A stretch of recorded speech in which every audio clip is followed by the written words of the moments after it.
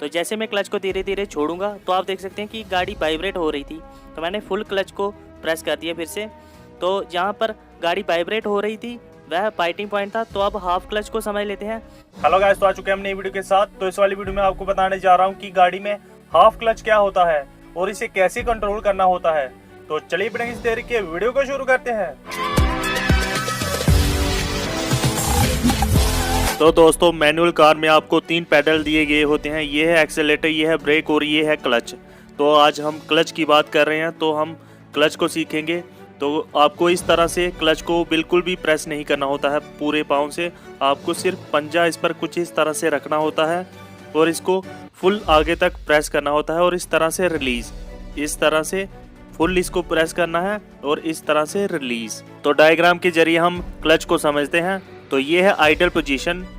तो normally clutch ऐसे idol position में रहता है, तो इसे आइडल पोजीशन कहते हैं। तो नेक्स्ट आता है फुल प्रेस।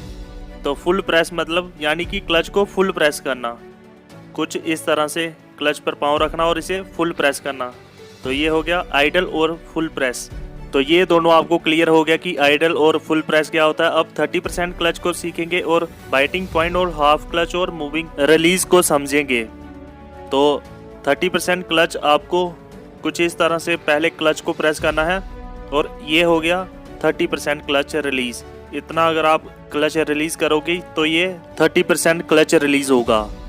अब बात कर लेते हैं बाइटिंग पॉइंट की। अगर आप 30% क्लच से थोड़ा और रिलीज करोगे तो ये 45% यानी कि बाइटिंग पॉइंट पे क्लच रिलीज होगा। तो मैंने बाइटिंग पॉइंट आपको सिखाया था जब मैं आपको अप हिल ड्राइविंग सिखा रहा था।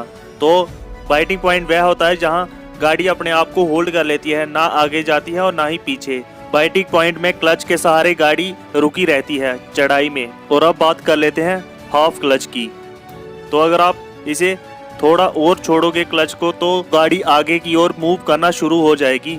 यानी कि बाइटिंग पॉइंट में गाड़ी आगे बढ़ना चाहती है लेकिन आपने क्लच को प्रेस किया हुआ होता है, इसीलिए वह आगे नहीं बढ़ पाती और हाफ क्लच में गाड़ी आगे की ओर मूव करना शुरू हो जाती है। और अगर आप हाफ क्लच से धीरे धीरे क्लच को छोड़ेंगे तो गाड़ी आगे की ओर मूव करना शुरू हो जाएगी और इस तरह से आप फर्स्ट गियर में गाड़ी उठा सकते हैं। तो चलिए अब इसे प्रैक्टिकली सीख लेते हैं। तो मैं क्लच को प्रेस करके ब्रेक को प्रेस करूंगा और गाड़ी को स्टार्ट कर लेता हूं। तो ये कर ली है मैंने गाड़ी को स्टार्ट। तो आप देख सकते हैं आरपीएम ऊपर हो चुका है गाड़ी का। तो अब मैं फुल क्लच प्रेस करके फर्स्ट गियर लगाता हूँ कुछ इस तरह से और अब हैंड ब्रेक को डाउन कर देता हूँ। तो हमें 30% क्लच को पहले छोड़ना होगा। तो ये मैंने छोड़ दिया है 30% क्लच को कुछ इस तरह से। ये हो गया 30% क्लच रिलीज। तो अभी हमारी गाड़ी आगे मूव करना नहीं शुरू होगी। तो अब सीख लेते हैं बाइटिंग पॉइंट और हाफ क्लच को। तो अगर आप इसे धीरे धीरे क्लच को छोड़ेंगे तो यहाँ पर आप देखेंगे कि आरपीएम डाउन आ रहा है। तो जैसे मैंने फुल क्लच को प्रेस किया है तो आप देखेंगे कि आरपीएम हाई हो गया है और जैसे मैं क्लच को रिलीज कर रहा हूँ धीरे धीरे तो डाउन आ रहा है आरपीएम।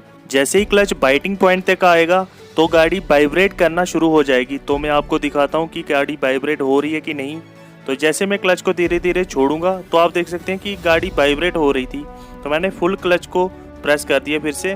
तो जहाँ पर गाड़ी वाइब्रेट हो रही थी वह बाइटिंग पॉइंट था। तो अब हाफ क्लच को समझ लेते हैं। तो वहीं से थोड़ा सा अगर मैं क्लच को छोड़ूं तो बाइटिंग पॉइंट से मैं क्लच को थोड़ा थोड़ा धीरे धीरे छोड़ता हूं। अब मैं जैसे ही ब्रेक में से पाँव हटाऊंगा तो गाड़ी आगे की ओर मूव करना शुरू हो जाएगी।